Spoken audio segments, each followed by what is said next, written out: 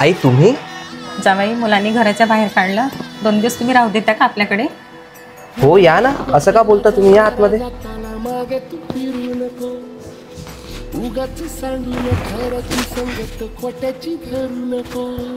पल्लू, आई आल्यात घराच्या बाहेर. कशाला आलाय त्या? भैयानी घराच्या बाहेर काढलं त्यांना. उठलं सुटलं इथेच येते. माझ्या घरात मलाच जागा नाही, त्यांना माझ्या डोक्यावर ठेवू? खूप झालं त्यांच्या, मीच सांगते त्यांना. अगं ऐक ग. मी नाही. अगं ऐकून तर घे माझं.